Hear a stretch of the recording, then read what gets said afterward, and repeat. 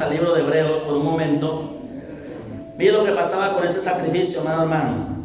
Hebreos. Gloria al nombre del Señor. ¿Y quién vive? Y a su nombre.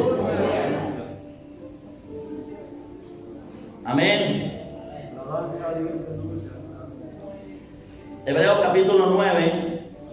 Si usted lee en el capítulo 8, porque ahí para adelante no tiene título, dice en el capítulo 8, dice el mediador de un nuevo pacto. Tenga eso en cuenta. ¿Un nuevo qué? Un nuevo pacto. Y aquí en todo el capítulo 8 nos empieza, gloria al nombre del Señor, el apóstol que escribió este libro, empieza a narrarnos todo lo que se hacía en el antiguo pacto, como gloria al nombre del Señor, todo lo que se hacía para hacer esta celebración y cómo ellos representaban, y entonces lo que Jesús hizo por nosotros. Amén. Vamos a leer desde el versículo 6. Cuando tengan tiempo, léase toda esa historia para que lea lo hermoso que es todo esto. Dice: y así dispuestas estas cosas, en la primera parte del tabernáculo entran los sacerdotes continuamente para cumplir los oficios del culto. Pero en la segunda parte, solo el sumo sacerdote, que era el lugar santísimo, una vez al año, no sin sangre, la cual ofrece por sí mismo y por los pecados de ignorancia de quién, del pueblo, dando el Espíritu Santo a entender con esto que aún no se había manifestado el camino al lugar santísimo, entre tanto que la primera parte del tabernáculo estuviese en pie. Lo cual, escuche bien esto, lo cual es símbolo para el tiempo presente. O sea, todo eso que se hacía era simbólico, era sombra, era figura de lo verdadero, de lo que habría de venir. Así que conéctese, porque lo que yo quiero dar a entender, o Dios trae de mi vida esta mañana, es que le pongamos el sentido que esto tiene, el sentido que tiene la Santa Cena, para que cada vez que se celebre, vengamos, hermanos, y lo hagamos de corazón, y vivamos como Dios quiere que vivamos delante de Él, para que las bendiciones y todas las cosas que se desataron a través del sacrificio de Jesús en la cruz del Calvario se puedan desatar para ti, para tu casa, para tus hijos, para tu familia y para todo lo que te rodea, y nosotros podamos vivir en esta tierra como verdaderos hijos del Dios viviente, del Dios Altísimo. Amén. Que todos los beneficios de la cruz se hagan reales en nuestras vidas. Aleluya. Porque si eso que era sombra, si eso que era figura, si eso que era símbolo de lo verdadero, era poderoso, dice la Biblia que era poderoso. Wow, yo no sé por qué Dios me está dando todo esto. Mire, aleluya. Dice que si lo que era sombra, lo que era figura, era poderoso, cuanto más el ministerio del nuevo pacto será con más gloria y con más poder, dice la Biblia. Mire, léalo por un momento y no pierda otra cita. Ya tenemos dos citas ahí, porque ahora quiero seguir leyendo aquí esto. Vaya ahí a primera de Corintios, gloria al nombre del Señor. Ya le digo si es exactamente primera o segunda de Corintios. Gloria al nombre del Señor. Segunda de Corintios es. Segunda de Corintios capítulo 3. Porque quiero que se conecte conmigo, hermano, con esto, con lo que está pasando, con lo que Dios ha venido haciendo en estos tiempos, en el ministerio, hermano, todo lo que el Señor nos ha venido mostrando y lo que hemos venido sintiendo, gloria al nombre del Señor. Y Dios nos quiere llevar a otro nivel, porque esto no es coincidencia. Yo estoy emocionado porque lo que le estaba contando, de que precisamente se dejó para celebrar la Santa Cena, hoy 28, ayer fue 14 de Nisan, que fue el día en que se sacrificaba el Cordero, gloria al nombre del Señor. En el calendario hebreo estamos de la creación hasta aquí, vamos en el año 5781, amén, de la creación. Y en la era común estamos en el 2021. Pero precisamente ayer el pueblo judío estaba celebrando, porque ellos todavía celebran esa fiesta como la celebraban, pero nosotros, imagínense, y si ellos tienen como bendición esa fiesta y aún la celebran de esa forma, cuánto más nosotros que ya estamos viviendo lo verdadero, la sustancia, no la sombra, no la figura, no lo simbólico, sino lo verdadero. Cuánta mayor gloria deberíamos recibir nosotros. Dice, gloria al nombre del Señor, en 2 Corintios capítulo 3. ¿Qué decía en el capítulo 8 de Hebreos? ¿El nuevo qué? pacto. ¿Y qué dice aquí en el capítulo 3 de 2 Corintios? ¿Qué dice? Ministros del nuevo ¿qué? Pacto. Gloria al nombre del Señor. ¿Y cuántos son ministros de ese nuevo pacto? Amén. Gloria al nombre del Señor. Escuche bien lo que dice el nuevo pacto. Dice el versículo 7. Y si el ministerio de muerte grabado con letras de piedra fue con gloria, tanto que los hijos de Israel no podían fijar la vista en el rostro de Moisés a causa de la gloria de su rostro, la cual había de perecer, porque esa gloria que reflejaba Moisés era la gloria del antiguo pacto, y era tan poderoso que el pueblo no podía ver el rostro de Moisés. Dice, y si esa gloria era poderosa, gloria al nombre del Señor, que había de perecer esa forma. Dice el verso 8, ¿cómo no será más bien con gloria el ministerio del Espíritu? Porque si el ministerio de condenación fue con gloria, mucho más ahondará en gloria el ministerio de justificación. Bendito el nombre del Señor. ¿Ah? ¿Se puede imaginar usted sonarle la aplauso al Señor?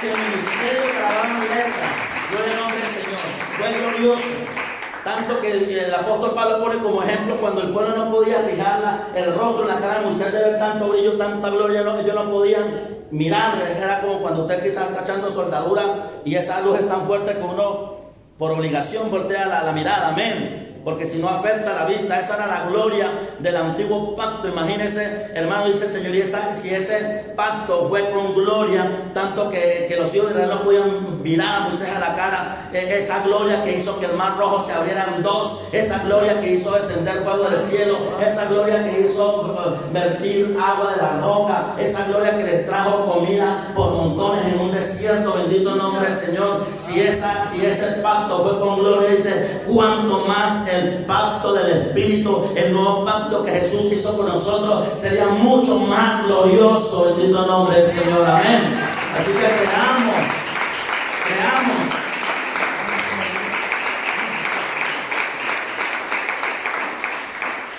Creamos, dice la Biblia, creamos, no mudemos.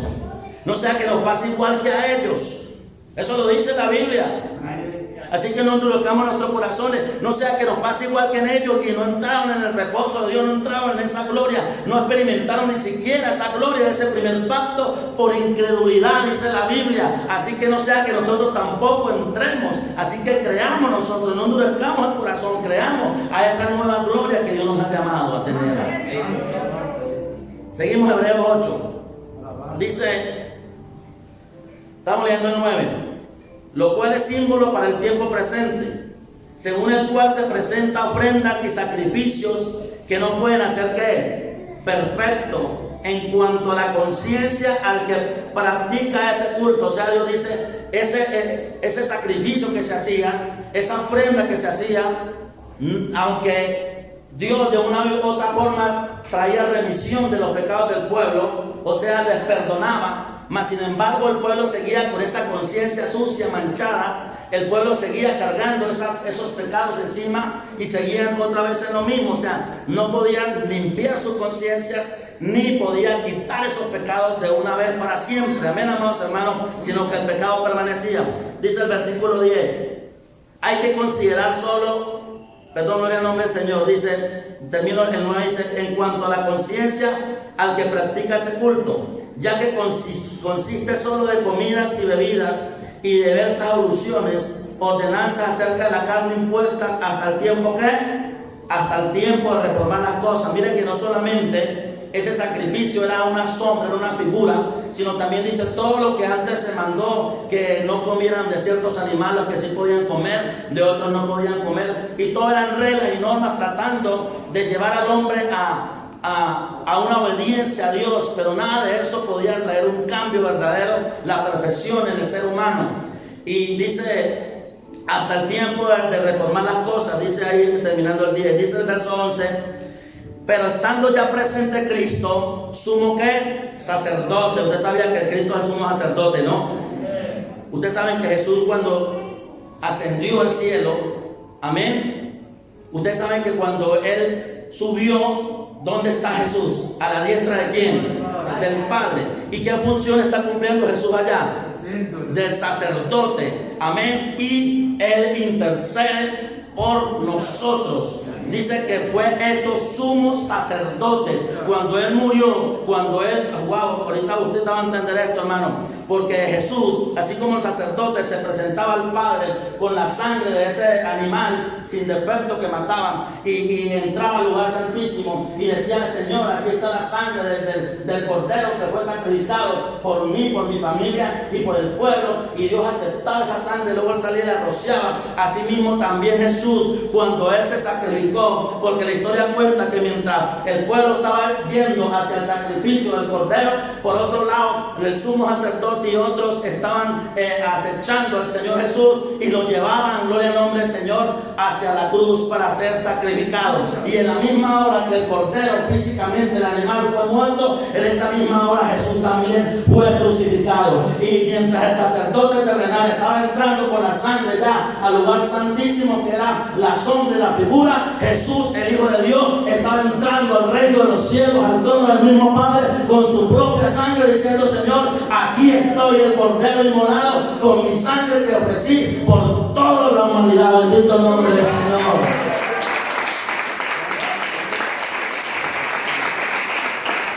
Ya esa sangre, ya el acto que estaban haciendo en la tierra ya no servía de nada. Ya Dios no estaba poniéndole cuidado a eso. Ahí en ese momento Jesús no estaba entrando en un lugar santísimo cualquiera, sino estaba entrando al mismo cielo, delante del Padre, no con sangre de un cordero, de un animal, sino con su propia sangre. Amén. Cuando usted y yo venimos a Cristo y le entregamos nuestra vida, en ese momento que usted no lo ve, esa sangre que Él ofreció está siendo rociada a mi favor, y yo soy limpio, no durante un año, sino para siempre. Amén. Dice el 11: pero estando ya presente Cristo, sumo sacerdote de los bienes venideros, por el más amplio y más perfecto tabernáculo, no hecho de mano es decir, no de esta creación, y no por sangre de machos cabríos ni de becerros, sino por su propia sangre, entró una vez para cuando, para siempre, en el lugar que santísimo, habiendo tenido eterna que, o sea, para siempre. ¿Qué es lo que eso significa, hermano? La Santa Cena, este acto, este sacramento que celebramos, esto que fue instituido y ordenado por el Señor, no es algo religioso y que hacemos por hacer. Esto tiene un gran sentido. Amén, amados hermanos. Esto tiene un gran sentido. Esto no es un rito que carece de significado.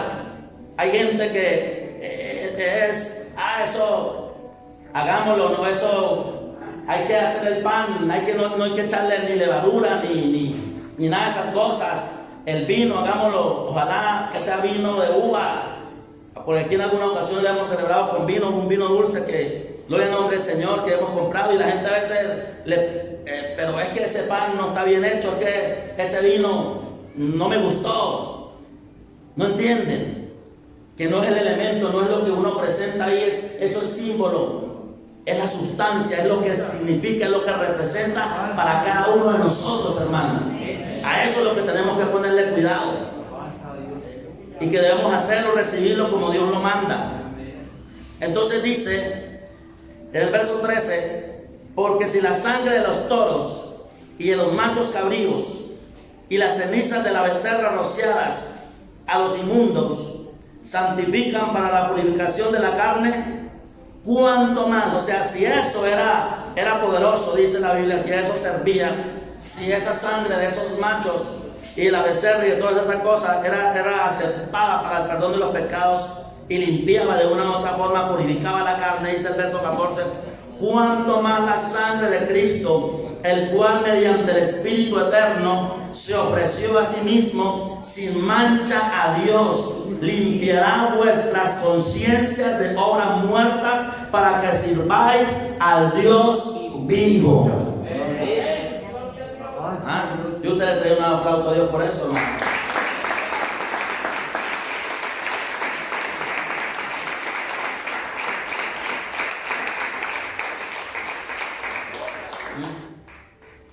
Es lo que dice el 15. Así que por eso es mediador de un nuevo pacto, para que interviniendo muerte, para la remisión, el traslado, el perdón de las transgresiones que había bajo el primer pacto, los llamados reciban la promesa de la herencia eterna. ¿Qué recibimos nosotros? Diga la herencia. Hay una herencia. ¿Cuál herencia? Cuando usted muere y tiene plata, propiedades, ¿eso cómo se llama? La herencia que usted está dejándole ¿a quién? A sus hijos. Gloria al nombre del Señor. Amén. Pues Dios, Jesús, murió para que nosotros pudiéramos recibir la herencia de Dios, el Padre. ¿Cuál herencia? Pues la que Él, todo lo que le pertenece al Padre, todo aquello para lo cual Él un día nos hizo y nos creó. Porque Dios dice en la Biblia que en el principio creó Dios los cielos y la tierra estaba desordenada y vacía, y el Espíritu de Dios se movía sobre la faz de las aguas, y dijo Dios sea la luz y fue la luz, y empezó Dios a ordenar los cielos y la tierra, y preparó este mundo, preparó un paraíso, gloria al nombre del Señor, y dio todas las cosas, bendito el nombre del Señor, como cuando usted, su esposa está embarazada, y usted prepara esa llegada de ese hijo con ropa, con el coche, con la cuna, y un cuarto con sus muñecos y todas sus cosas. Así también Dios primero ordenó, preparó la creación, y luego formó a un ser llamado hombre conforme a su imagen y conforme a su semejanza, y le entregó la tierra. Le dijo: mire, esta es su herencia, esta es tu posesión, mientras usted me sirva y me honra, todo esto será para ti. Y le dijo: señoría, sujuzgar la tierra y señoría sobre todo ser viviente, porque tú serás el dueño y el administrador de todo lo que yo he hecho. Fructificados y multiplicados.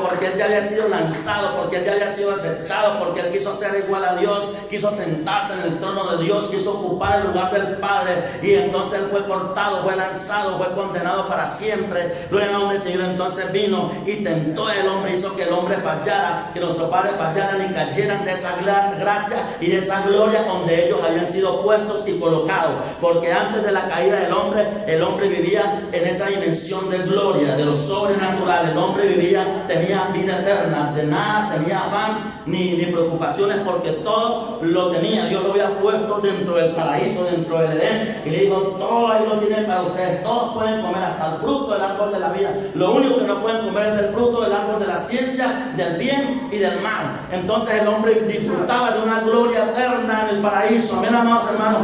Nada hacía falta, vivían para siempre, y en las tardes, quizás en las mañanas, disfrutaban de la misma presencia de Dios cuando Dios descendía y se sentaba y hablaba con ellos. Bendito el nombre del Señor, de todo lo que ellos vivían haciendo durante el día.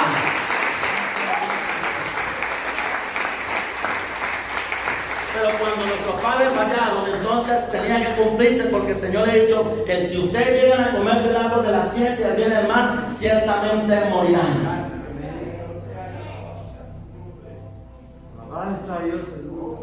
Y el pueblo falló. ¿Y qué tuvo que haber hecho Dios? Acabar al hombre. Porque la palabra era morirán. Amén. Dios, Adán y Eva, nuestros padres, no solamente debieron haber perdido los beneficios de esa gloria eterna, sino haber sido eliminados para siempre. Pero ¿sabe qué hubiese pasado donde ellos hubieran sido, donde Dios hubiera tomado esa decisión de eliminarlos? Usted y yo hoy no estaríamos aquí. Porque desde antes de la creación del mundo ya Dios había planeado no solamente traer a Adán y a Eva, sino a todos los que estamos aquí, y a todos los que faltan por venir, y a todos los que durante la historia hemos creído en el poder y la gloria del Señor. Entonces, en ese momento, como siempre el Señor En ese momento, antes de Dios descender a hacer lo que tenía que hacer en el cielo, alguien se puso en pie, bendito nombre del Señor, y le dijo: Padre, espere tantito, yo tengo un plan redentor. Yo sé que la ley y la palabra, pues, si ellos fallaban, tendrían que ser muertos, y se acabó con todo. O sea, el diablo logró acabar con todo lo que habíamos planeado hacer durante la creación, bendito nombre del Señor. Pero yo tengo un plan redentor. Jesús sabía, el Hijo de Dios sabía, que la única forma, bendito nombre del Señor, que el hombre fuera redimido era reemplazándolo. Que alguien lo reemplazara, sufriera el castigo y muriera. Entonces Jesús le dijo: Padre, yo estoy disponible. Yo voy a entregar mi vida por ellos. Yo lo ofrezco por mi propia cuenta. Por eso cuando él iba a morir dijo: nadie me quita la vida, sino que yo la pongo. No el diablo me la quita porque quiere quitármela. Ni siquiera mi Padre me la quita porque yo voluntariamente vengo a hacer este sacrificio. Yo mismo la pongo por mi cuenta y yo mismo la vuelvo a tomar. Porque dice que de tal manera amó Dios al mundo que Dios se dio que su Hijo muriera. O sea, Dios permitió, porque Jesús hizo esa petición y el Padre le dijo: hágale. Pero usted sabe que va a ser duro. Te vas a tener que enfrentar al mismo infierno sin mi poder y sin mi gloria. Y vas a tener que buscarla. Y vas a tener que luchar por vencer. En la carne, como ellos tuvieron en su carne, va a hacerse como uno de ellos y va a vencer el pecado en la misma carne. Y si logra ese sacrificio, si logra morir en la cruz y llevar el pecado de toda la humanidad, porque el único que cumplía con ese requisito de poder llevar el pecado de todos nosotros era el mismo Hijo de Dios. Aunque hubiera existido un hombre en la tierra santo, puro, porque ya no había ninguno, porque por causa de nuestros padres el pecado entró a toda la humanidad y toda esa genética pecaminosa pasó a todos los hombres. Por eso dice: por cuanto uno pecó, gloria al nombre del Señor, y fue destituido de la gloria de Dios. Todos fuimos pecadores y todos fuimos destituidos de la gloria de Dios. Pero digamos que hubiera habido una persona santa, pura, que hubiera podido pagar el precio en la cruz. Solamente había podido morir por otra persona, uno por uno. El único que cumplía el requisito por toda la humanidad era el mismo Dios, bendito el nombre del Señor. Y Jesús tenía el mismo lugar del Padre.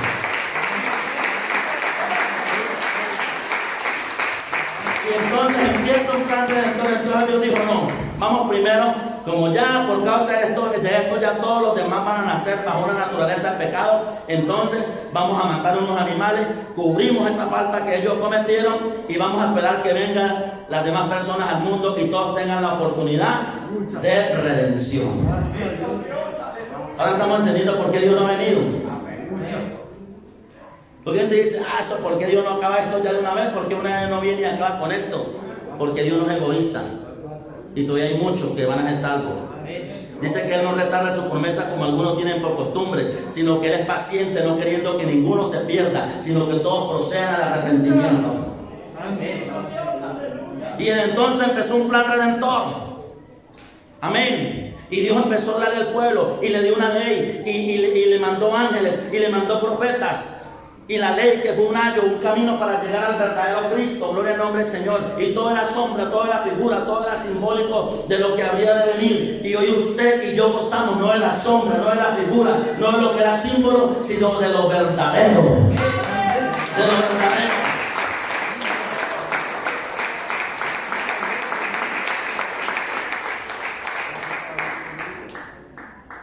Y entonces dice en el libro de Apocalipsis, hay un versículo, cuando Juan ve la visión y dice: y el cordero que fue inmolado desde antes de la fundación del mundo. Oigan, desde antes de que el hombre fallara, ya Jesús tenía el plan de salvación.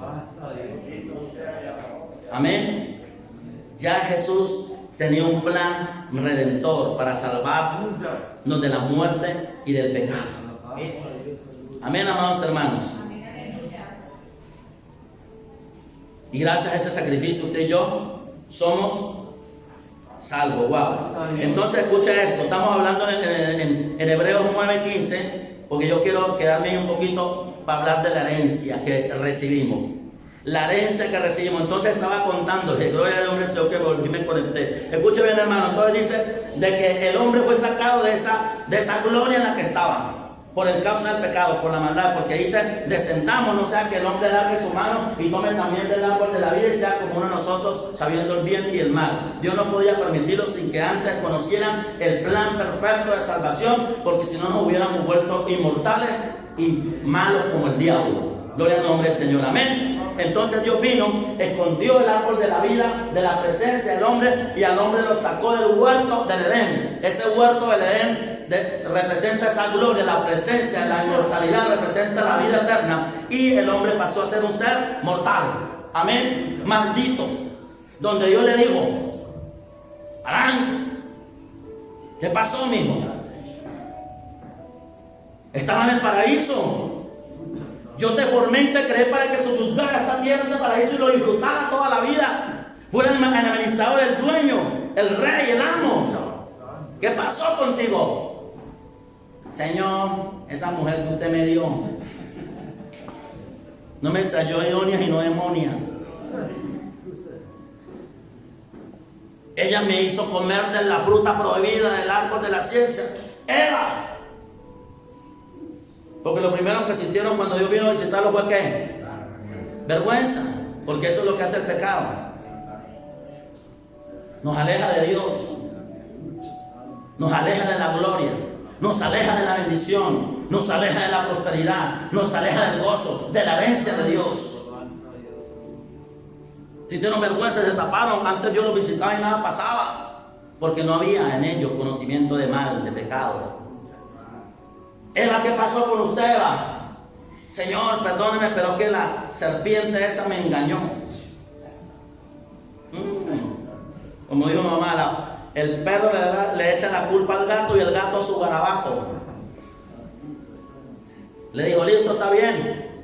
Con que esas tenemos, todo el mundo se justifica y no nos pasa a nosotros lo mismo. Todos tenemos una excusa. ¿Por qué no volvió a la iglesia? Es que es pastor, es que es líder, es que es fulano, es que es sultano. Tranquilo que para todos ahí, no se preocupe. Cuando yo venga y estemos a juicio, me va a decir eso. ¿Acaso el que murió por usted fue el pastor? ¿Acaso el que murió por usted fue el líder? ¿Acaso el que murió por usted fue su mamá? ¿Acaso el que murió por usted fue su suegra? Amén. Entonces le dijo, bueno, Adán, entonces vamos a empezar así como ustedes también. Entonces usted de ahora en adelante, cuando lo tenía todo y no tenía que padecer ni luchar ni trabajar por nada, ahora con el sudor de la frente conseguirás el pan de cada día, y la tierra ya no te producirá para alimentarte, sino que la tierra te va a producir pinos y cardos. Y usted te vas a convertir en el deseo de tu marido de ahora en adelante, y con dolores dará a luz tus hijos.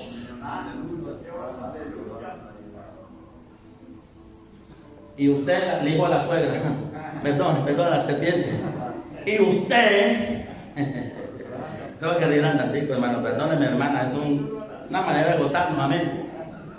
Y le digo, y usted, por cuanto hizo lo que hizo, de ahora en adelante vas a caminar arrastrada, polvo comerás, y la simiente de la serpiente de la mujer te herirá en la cabeza, pero tú le dirás al calcañar de la simiente de la mujer. Y desde entonces hubo una guerra, bendito el nombre del Señor, contra la simiente del diablo, que es el pecado, la maldad, los demonios, contra los hijos de los hombres, donde a diario el diablo había venido derribando y tumbando, derribando y tumbando, derribando y tumbando, bendito el nombre del Señor, hasta que vino uno, bendito el nombre de Dios, uno que fue capaz de vencerlo, uno que lo pisó, uno que dijo, ya no me pisarán. Venga, amén, gloria al nombre del Señor, y lo venció una vez para siempre.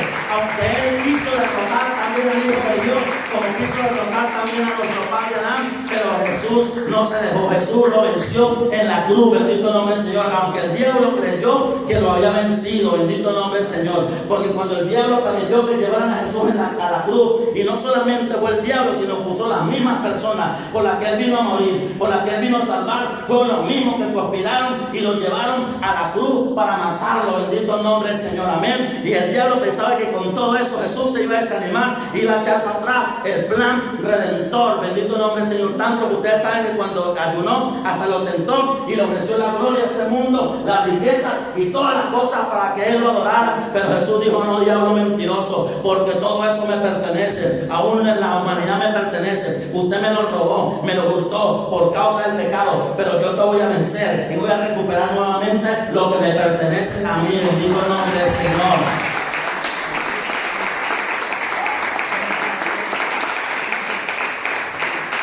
Sufrió tal contradicción de pecadores, sufrió el sufrimiento, fue a la cruz, murió como un vil pecador, porque dice que él llevó, fue maldito a causa de nosotros y murió, aunque el Padre tuvo que dejarlo solo, porque Dios tenía que dejarlo solo. Dios no podía socorrerlo, porque si no, de nada hubiera servido. Dios tenía que dejarlo solo. Por eso en un momento dijo Jesús: Dios mío, ¿por qué me has desamparado? Me imagino al Padre derramando sus lágrimas, llorando al ver que su hijo estaba solo y que tenía que morir, y el diablo celebrando en el infierno, porque me imagino que ya cuando lo tenían colgado en la cruz, el diablo se fue a preparar allá la fiesta en el infierno con todos sus demonios, a esperar que llegara el Hijo de Dios al infierno. ¿Por qué al infierno? Porque como él estaba muriendo como un pecador maldito, él tenía que bajar al infierno. Amén, amados hermanos, porque él estaba llevando la culpa de todos nosotros, y en el momento que él muere, bendito nombre del Señor, él fue al infierno. Pero lo que el diablo nos esperaba de Jesús era que en el momento de morir ya la deuda estaba que saldada. Bendito nombre del Señor. Y Jesús fue al infierno y le dijo: ¿qué más, diablo? Le gané la pelea, le gané la batalla, ya pagué el precio, ya pagué por todos ellos. Ahora me levanto con el poder del Espíritu Santo y me sentaré a la diestra del trono del Padre y intercederé para llevarlos a ellos también a Dios. Amén. Y lo venció. Por eso dice que en la cruz exhibió públicamente a los demonios, a las potestades, a los principados. Por eso usted también y yo lo que tenemos que tomar, ese ejemplo, esa sangre, ese poder. Dice que si usted y yo le servimos a Dios en el Espíritu, el mismo poder que levantó a Jesús, el Espíritu Santo que lo levantó de entre los muertos, también no solamente vivificará nuestro cuerpo carnal para que le sirvamos a Dios, sino que también nos levantará de la muerte y estaremos con Dios para siempre en el reino de los cielos.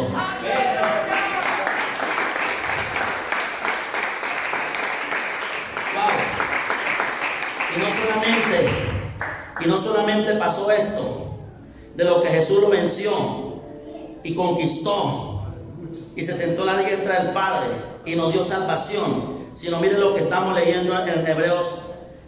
Así que por eso es mediador de un nuevo pacto. Estoy en el 15, para que interviniendo muerte para la remisión de las transgresiones que había bajo el primer pacto, los llamados reciban la promesa de ¿qué? De la herencia. Diga, la herencia. Usted pensaba que no tenía nada, hermano.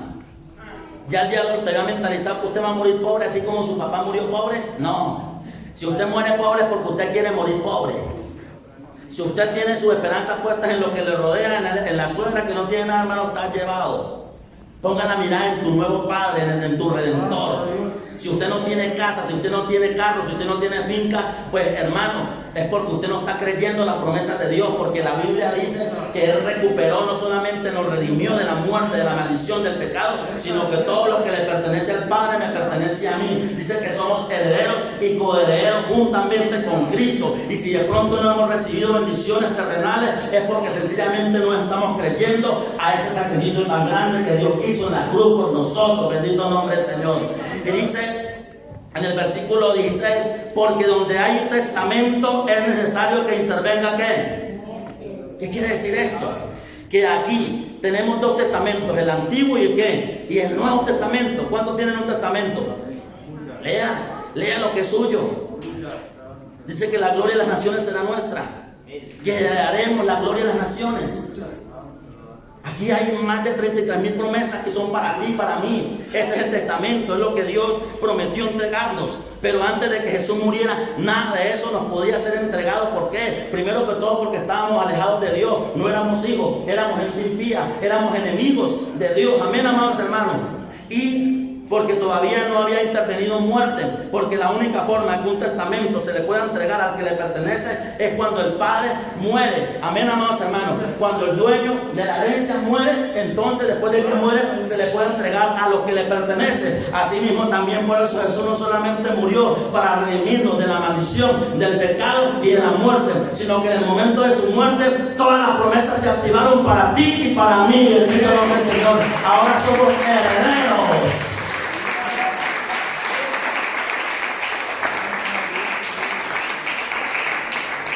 ¿Por qué cree que hace poco les explicaba que algo que el diablo quiere impedir es que usted y yo tomemos esa identidad de verdaderos hijos y que entremos en esa comunión verdadera con Dios y que entremos en ese nivel de crecimiento espiritual, de madurez espiritual? Porque el diablo sabe que en el momento que usted y yo entremos y lleguemos a ese nivel de madurez espiritual, de servicio, de entrega, de honra al Padre, la herencia se nos va a entregar por obligación. Bendito el nombre del Señor, porque cuando uno es heredero de algo y el padre muere, si usted es niño, esa herencia estará ahí bajo un abogado, bajo alguien que lo va a tener bajo custodia, mientras usted ya es un mayor de edad, para que se le entregue lo que usted le pertenece. Y por eso el diablo ha querido y quiere impedir que usted y yo crezcamos y lleguemos a ese nivel de hijos maduros para que no se nos entregue la herencia. Y ahí nos han tenido en envidia, juzgándonos unos a otros, mintiéndonos, matándonos, haciéndonos daño, y la herencia esperando por nosotros. Dice el verso: porque el testamento en la muerte se confirma. ¿A dónde? Y ya Jesús murió. Entonces, ¿por qué no reclaman lo que le pertenece? Pastor, yo todos los días lo reclamo. Entonces Dios le está diciendo, entonces madure, porque no se la voy a entregar. Imagínense que yo tuviese mucha plata como la tengo y Jesús David ya pidiéndome la herencia. ¿Usted cree que yo se la voy a dar? Digo, no, yo cuando sea mayor de edad, cuando madure, cuando yo vea que usted es responsable, le entrego lo que le pertenece. ¿Qué pasaría donde le dé la herencia así como está? Lo mato, le hago daño, lo destruyo. Va y la regala, va y se la roban, porque es un ¿qué? Un niño. Madure para que Dios le dé la herencia. Dígale que está a su lado, madure.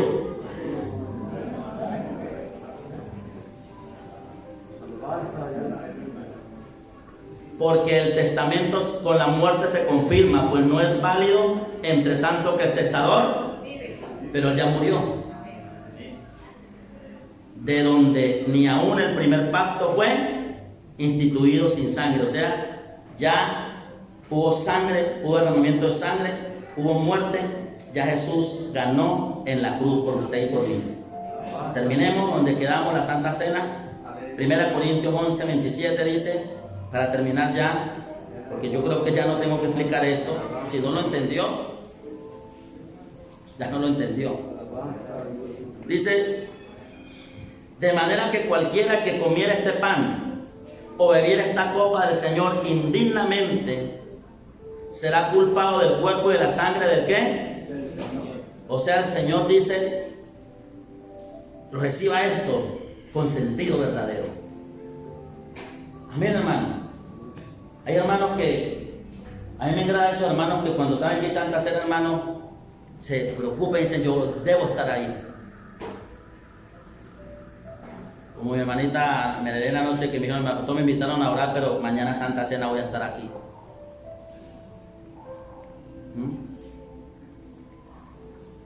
¿Será que a su padre le gustaría que en el momento que cumple años usted no vaya a menos a darle un saludo?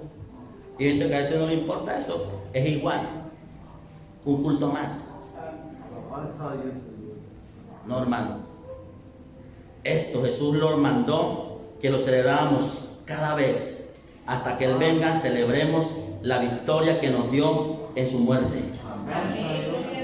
Por eso los cumpleaños de Jesús, Él dice: no, eso no es el día que nací, no. Hasta ahora estaba empezando el plan redentor. Mi victoria más grande es mi muerte, donde logré vencer al diablo y a los demonios y le di la victoria.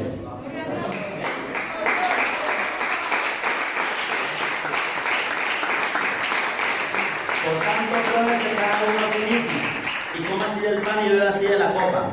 Porque el que come y bebe indignamente, sin discernir, sin entender, sin comprender el cuerpo del Señor, juicio come y bebe para sí. Por lo cual hay muchos enfermos y debilitados entre vosotros, y muchos duermen. Si pues nos examinásemos a nosotros mismos, no seríamos juzgados. Mas siendo juzgados somos castigados por el Señor, para que no seamos condenados con el mundo. A mí me enseñaron que si usted está en pecado no puede comer la cena. Y sí, esto lo comemos los que somos bautizados. Y dice que si usted está en pecado no la coma. Pero yo le digo lo contrario: si está en pecado pongas a cuenta. ¿O acaso que Señor hay que mandarle un derecho de petición para ver si me perdona? ¿Qué es lo que yo tengo que hacer para que Dios me perdone? Solo decir una palabra: perdóneme, Señor. Y ya. Entonces, si yo le digo a usted, si usted está en pecado no coma la cena, quizás entonces ninguno va a comer. Pongámonos a cuenta y comámosla. Pero procuremos mantenernos fieles al Señor. Quiero bendecir a todos los que nos ven, nos oyen a través de Facebook, a través de YouTube, los que nos ayudan a compartir, que esa palabra siga siendo compartida para que llegue a muchos lugares del mundo. Dios los bendiga.